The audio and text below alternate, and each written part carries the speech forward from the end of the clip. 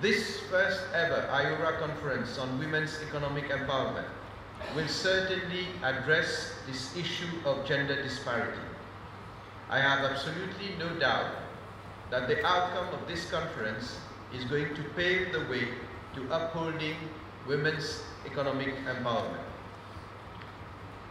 We have in this room eminent ministers, ambassadors, dialogue partners, as well as high-caliber speakers and government officials. And you all have the potential and the expertise and capacity to find new pathways within the IORA to address challenges ahead. Let me also say that in Mauritius, government will be coming with a proposal for electoral reform. And we know that we are lagging behind by far for women to participate in political activities, especially at the level of the National Assembly and in government also. So I hope that with the proposal of government, which will also include supporting, motivating, and making sure that we have more women to be able to stand as candidates in general election, I hope that we will be able to get the required consensus at the National Assembly amongst all parties, so that we can at least progress in terms of women's representation. I'm delighted to be associated with today's conference and would wish to express my appreciation to the organizers for bringing to the forefront the issue of women's economic empowerment. I am pleased to note the participation in this ministerial conference of an impressive network of gender equality and women's empowerment champions. In fact, as IORA member states, we need gender champions like you to forge a transformation partnership in translating commitments on gender equality into concrete actions.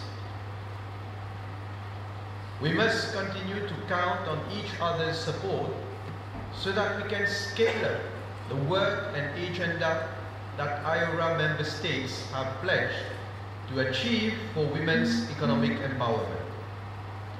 IORA's agenda is crystal clear. Gender equality is in fact a cross-cutting issue and de facto permeates all the 6 priority areas, namely maritime safety and security and the blue economy, trade and investment facilitation, fisheries management, disaster risk management, academic, science and technology cooperation, and tourism and cultural exchange. It is therefore imperative that women's economic empowerment is fully understood as being a prerequisite for sustainable development. Today's conference is therefore very fitting, as it offers you the right platform to reflect on the underlying causes and consequences of unsustainable policies, create a new economic thinking for the women of the IORA region, and adopt a unified approach for a common agenda on women's economic empowerment. I am given to understand that the Working Group on Women's Economic Empowerment had its first inaugural meeting yesterday, with Mauritius as chair and Australia as co-chair and lead coordinator. So congratulations for this initiative, which shows that senior officials and gender experts are all set to work for women's economic empowerment. Today, there is a global consensus that women's economic empowerment is not only intrinsically good for women's enhanced economic status, but remains critical for our economy's to flourish. Our governments must therefore make provisions for dedicated resources to advance gender equality, which remains core to the attainment of sustainable development. And it is within this perspective that since my government took office in December 2014, we have been accelerating our interventions for women's empowerment and gender equality. And allow me at this stage to share with you a few of these.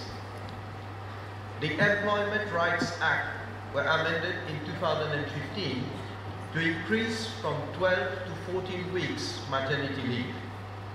In this year's budget, another amendment was brought to the Act to allow payment of a remuneration for mothers reckoning less than 12 months service.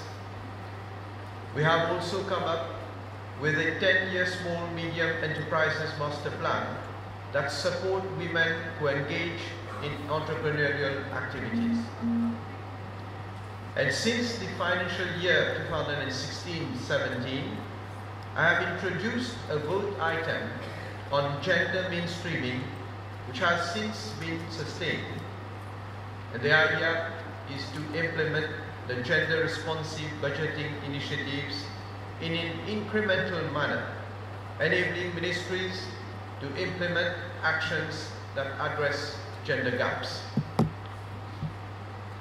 A standalone pillar on gender equality principles occupied a prominent place in our budget 2018-19, and the key measures within this pillar include, inter alia, the introduction of a chapter on gender mainstreaming in our 3-year rolling strategic plan, a study to be carried out on the introduction of gender-based budgeting, training of 250 government officials to deal with gender issues, and consolidation of the gender cells operational in all ministries. And with the technical support of the European Union, we have been able to come up with the draft Gender Equality Bill. Once enacted, the bill would enshrine a high-level strategy to tackle gender inequality in our law and provide for structures to implement gender mainstreaming, strengthen ministerial responsibility and accountability processes. I am also pleased to share with you that we have institutionalized a parliamentary gender caucus last year in March.